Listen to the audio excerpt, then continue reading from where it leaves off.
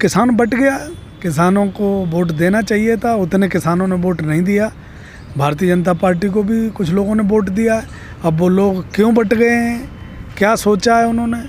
लेकिन कुल मिला के अखिलेश यादव जी ने MSP देने की बात कही, 10 लाख रोज़गार देने की बात की, जो प्राइवेट सेक्टर में रोज़गार देने की बात कही, बहुत सारे वादे किए थे, 300 यूनिट बिजली फ्री करने की बात कही। तो मुझे लगता है कि किसान या देश का नौजवान या देश की जनता विकास नहीं चाहती है, आज भी इसे हिंदू राष्ट्र बनाना चाहती है। तो बधाई हो उन्हें, हिंदू राष्ट्र बनेगा। अब योगी जी आ गए हैं और मोदी जी बैठे हैं केंद्र में, तो अगर भूखे रह के हमें हिंदू राष्ट्र बनाना है तो बनना चाहिए। हम तो भाई ठीक है, हम भी सबके साथ, हम कोई अलग से तो हमारी कोई नीति है नहीं। तो हम तो ये चाहते थे कि देश में विकास हो, देश में रोज़गार हो, देश का डेवलपमेंट हो। और जो हमारे दलित भाई आज भी 70 साल के बाद भी जो अपना काम कर रहे हैं, जो महिला उठाने का काम कर रहे हैं वो महिला उठा रहे हैं, जिनका जो काम है उन्हें जातियों में आज भी जातियों के हिसाब से काम दिया गया है, उनकी तरक्की हो, उनके बच्चे पढ़े लिखे IAS बने, PCS बने, उनका देश में एक भागीदारी हो। तो लगता है लोगों को नहीं चाहिए भागीदारी, तो वो उन्हें मुबारक हो भाई। देश में जो अखिलेश यादव जी ने ये कहा था कि जाति जनगणना हम कराएंगे, जाति जनगणना अगर उत्तर प्रदेश में होती तो उन्हीं लोगों को फ़ायदा था जो बहुसंख्यक लोग हैं, जिनकी जातियां ज़्यादा हैं, उन्हें अपनी जाति के बारे में पता चलता, अपनी जाति की हिस्सेदारी के बारे में पता चलता। लेकिन उत्तर प्रदेश के लोग और नहीं समझ रहे हैं, तो जाहिर सी बात है उन्हें वही मुबारक है। अच्छा लगता है कि हिंदू राष्ट्र होना चाहिए, तो जाहिर सी हिंदू राष्ट्र बनेगा। किसानों के मुद्दे कहाँ गए, बेरोजगारी के मुद्दे कहाँ गए, हाथरस कांड कहाँ गया, लखीमपुर का कांड कहाँ गया? हाँ, नहीं, बहुत उठाया, लखीमपुर कांड उठाया, हाथरस कांड उठाया, और जो क्राइम हुए वो कांड उठाए। लेकिन जनता ने दिया वोट, ऐसा नहीं है कि वोट नहीं दिया। अखिलेश यादव जी को भी भरपूर वोट मिला। लेकिन मुझे लगता है कि बहन जी को जो हार मिली है और जो कांग्रेस को हार मिली है, वो कांग्रेस और मायावती जी अगर अपनी ठीक सी लड़ाई लड़ती तो शायद है कि कुछ उत्तर प्रदेश का और भला होता। लेकिन इस तरीके से बहन जी भारतीय जनता पार्टी की तरफ शिफ्ट हो जाना और कांग्रेस का हास्य पद पर चला जाना, ये उत्तर प्रदेश के लिए दुखदाई है। अखिलेश यादव जी ने जो जंग लड़ी है, अखिलेश यादव जी नहीं आ रहे, लेकिन कहीं ना कहीं उत्तर प्रदेश की जनता आ रही है। अखिलेश यादव जी का वोट परसेंटेज भी बढ़ा, अखिलेश यादव जी का जो है विधायक भी बढ़े, अखिलेश यादव जी मजबूत हुए। लेकिन जनता मजबूत नहीं हुई, जातियां मजबूत नहीं हुई। जिन जातियों का शोषण होता है वो जातियों का शोषण और बढ़ेगा और अंततः कहीं ना कहीं उत्तर प्रदेश का नुकसान है इसमें। इस पूरे चुनाव में जाति जीती है या धर्म जीता है? भाई जाति तो हारी है, जाति कहाँ जीती है? जाति अगर जीतती तो जातीय जनगणना की बात की थी अखिलेश यादव ने कि जिसकी जितनी जाति उसकी उतनी हिस्सेदारी। तो लोग जाति नहीं मानना चाहते हैं और जाति अब भारतीय जनता पार्टी चुनाव जीत गई है। अब आपको पता चलेगा, हर काम जाति के हिसाब से होगा। तो हिंदू मजबूत होंगे बीजेपी में? भाई जिन्हें हिंदू मजबूत होना है वो मजबूत होंगे, लेकिन दलित मजबूत नहीं होगा, OBC मजबूत नहीं होगा, SC ST मजबूत नहीं होगा। इन्हें कलाई बिछाने पर रखा जाएगा। तो ये कलाई बिछाने अगर चाहते हैं तो बधाई हो, इन्हें कलाई बिछाते रहे। क्योंकि उत्तर प्रदेश में आप देखो ना, उत्तर प्रदेश को देश को 70 साल आज़ादी के बाद भी जो आदमी महिला उठा रहा है वो 3 पीढ़ी से महिला उठा रहा है। जो आदमी सफाई कर्मचारी है वो 3-4 पीढ़ियों से सफाई कर्मचारी है, वो उसका बेटा IAS नहीं बन सकता क्या? ये आरक्षण की व्यवस्था इसलिए रखी गई थी कि वो जो महिला उठाने वाला है उसका अधिकार ये नहीं है कि वो ज़िंदगी भर महिला ही उठाता रहेगा। वो पढ़ के अगर कुछ बनना चाहता है तो उसको कोटा स्पेशल दिया जाए। लेकिन इन्होंने आरक्षण का नैरेटिव ही बदल दिया पूरा कि आरक्षण मायावती जी ले रही हैं। अरे मायावती जी को आरक्षण की ज़रूरत क्या है? योगी जी अगर देश में हमने कभी ये बता ही नहीं पाया कि योगी जी के बच्चे नहीं हैं तो मायावती जी के कहाँ बच्चे हैं, उनके परिवार कहाँ हैं। लेकिन हमारे लोग दलित भाई नहीं समझ पाए, नहीं ये बात बता पाते हैं कि अगर योगी जी के कुछ नहीं है, मोदी जी के कुछ नहीं है तो मायावती जी के क्या है। लेकिन मायावती जी को एक खास तरीके से उन्हें लक्ष्मी रानी बता दिया जाता है, उन्हें दौलत की बेटी बता दिया जाता है। तो ये चीज़ें हैं, कहीं ना कहीं भारतीय जनता पार्टी के गेम में जनता फंस जाती है, उसका खामियाजा कोई और नहीं भुगतेगा। अखिलेश यादव जी ने लड़ाई मजबूती से लड़ी, अखिलेश यादव जी नहीं हारे, कहीं ना कहीं उत्तर प्रदेश हारा, उत्तर प्रदेश की जनता हारी है। और मुझे लगता है ये उत्तर प्रदेश के लिए आने वाला समय के लिए बड़ा घातक रहेगा और ख़तरनाक रहेगा। बुलडोजर किस पे चलेगा? बुलडोजर चलेगा, जाहिर सी बात है, मुसलमानों पे चलेगा, दलितों पे चलेगा, क्योंकि और दूसरी यादवों पे नहीं चलेगा। यादवों पे चलेगा, यादवों पे भी चलेगा। अब जो आदमी एक दो जाति और भारतीय जनता पार्टी को छोड़ के जो भी आदमी असर उठाएगा उस पर बुलडोजर चलेगा, वो चाहे लीगली काम करता हो चाहे अनलीगली काम करता हो। बुलडोजर राजनीतिक लाभ के लिए चलता है, बुलडोजर किसी क्राइम के हिसाब से नहीं चलता है। क्राइम के हिसाब से चलता तो टैनी के यहाँ भी चलता।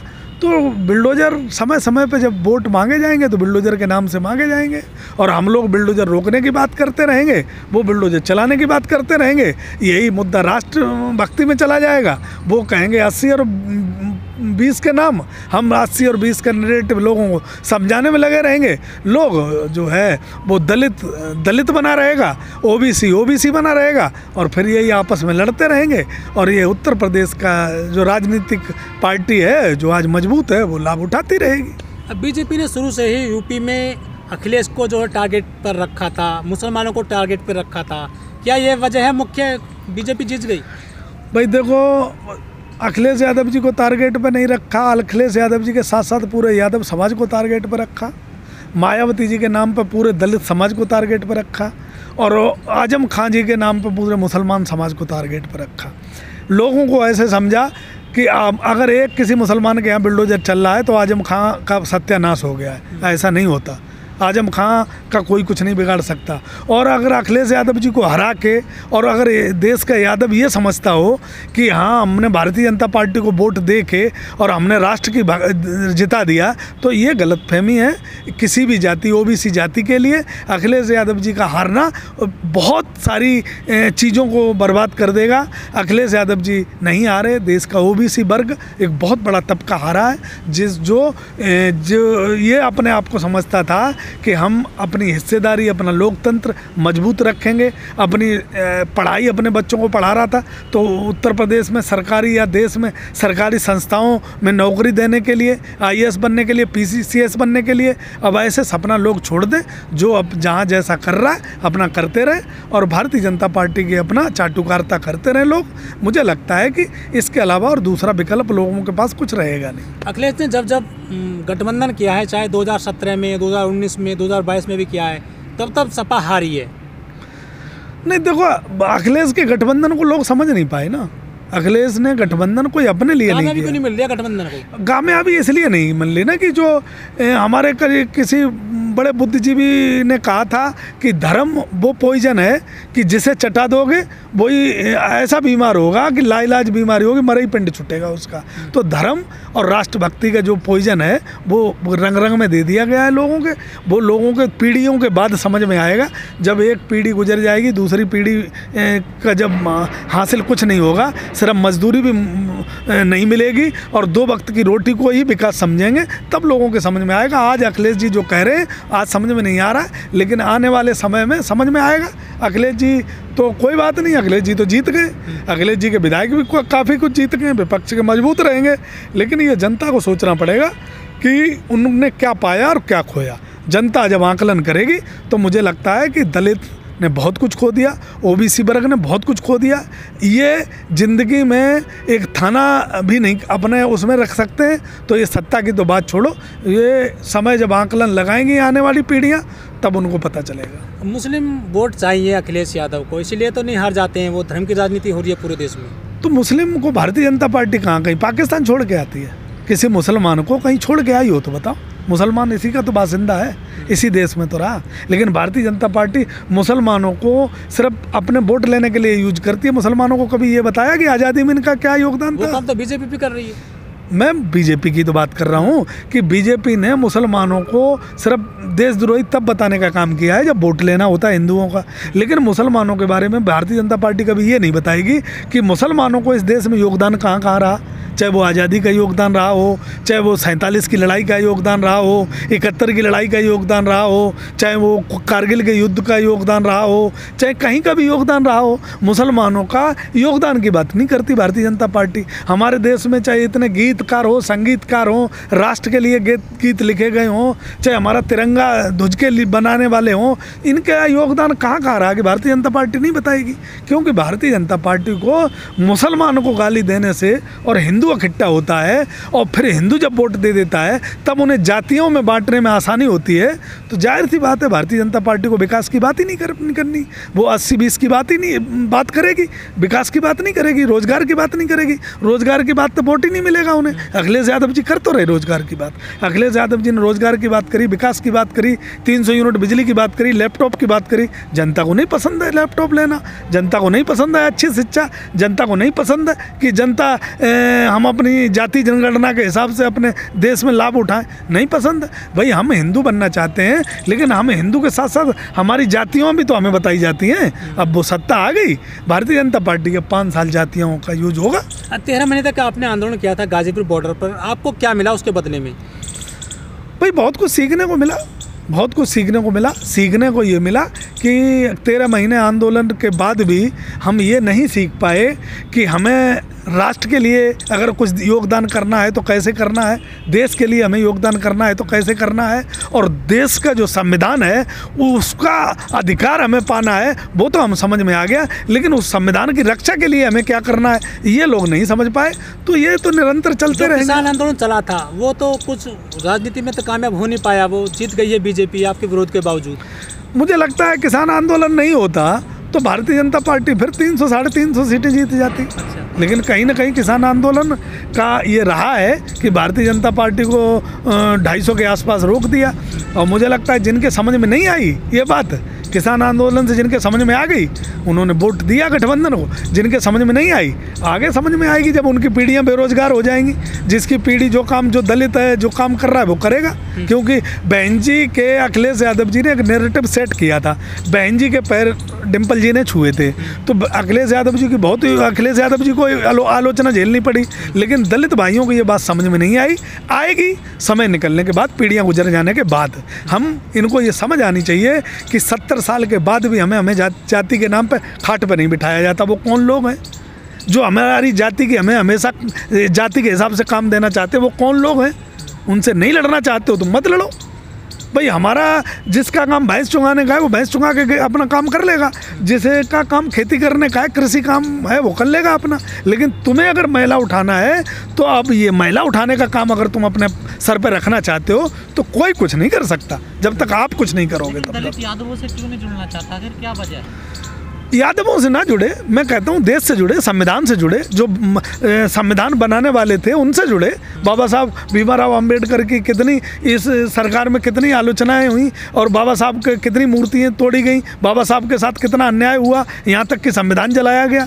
तो ये बात लोगों को याद रखनी पड़ेगी। सपा सरकार में भी कम अत्याचार नहीं हुआ दलितों पे, तो फिर ठीक है।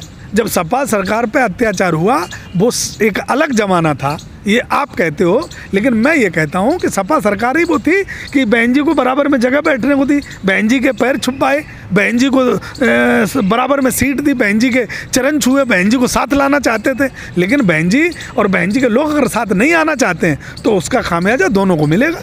भाई अगर देश तोड़ो, जनता तोड़ो, समाज तोड़ो से अगर राज करना चाहते हैं तो वो करेंगे। अगर बहन जी लोहियावादी और अम्बेडकरवादी अगर एक मंच पे नहीं आएंगे तो उसका खामियाजा कोई और नहीं भुगतेगा, उसका खामियाजा इन्हीं दोनों को भुगतना पड़ेगा, और उस खामियाजा को भुगतना ही चाहिए क्योंकि काम आपका ऐसा है। तो क्या जो तीनों किसान कानून वापस हुए थे वो फिर से वापस आएंगे और एमएसपी आपको मिलेगी या नहीं मिलेगी? देखो एमएसपी कहाँ से मिलेगी, एमएसपी की कमेटी नहीं बनी, एमएसपी पे कोई चर्चा नहीं हुई, जनता ने भरपूर बहुमत दे दिया है। मोदी जी और योगी जी चाहेंगे तो तीनों कानून वापस लाएंगे, क्योंकि अब किसान आंदोलन भी कर पाएगा कि नहीं कर पाएगा ये तो उस टाइम का वक्त बताएगा कि भाई आंदोलन संविधान के तहत जो हमने किया था आगे संविधान रहेगा भी क्या होगा ये तो वक्त बताएगा। तो हम तो यही कह रहे हैं, लोहियावादी और अम्बेडकरवादी लोग जो है अगर अपनी जातियों में रहना चाहते हैं तो उन्हें मुबारक हो, इसके लिए कोई क्या कर सकता है। कोशिश की गई थी कि अखिलेश यादव जी ने पिछली चीज़ें भुला के और एक नैरेटिव सेट किया था बहन जी को मंच पे लाने का, और वो लाए भी, नेताजी को और बहन जी को एक मंच पे बिठाया और लोगों से कहा, आह्वान किया, लोग नहीं समझे तो जाहिर सी बात है खामियाजा भी भुगतेंगे। लेकिन सर एटा, मैनपुरी जैसी सीट, हान्ना इटावा जैसी, इसका क्या कारण था? देखो कारण वही है कि जातियों में, कारण वही है जो अखिलेश यादव जी ने कहा है कि ये कहते हैं कि यादव लूट ले गए सब। यादव ने संघर्ष किया या जिस जाति ने संघर्ष किया वो जाति आगे बढ़ी, लेकिन भारतीय जनता पार्टी ये कहने में आसान हो जाती है कि यादव लूट ले गए, तो दूसरे लोगों को ऐसा लगता है कि यादव जहाँ जहाँ पहुँचा है वो कुछ लूट लिया है। और दलितों को ये कहा जाता है इलेक्शन जीतने के बाद कि तुम्हारी तो औकात यही है, तुम्हारा काम यही है, वो काम करो।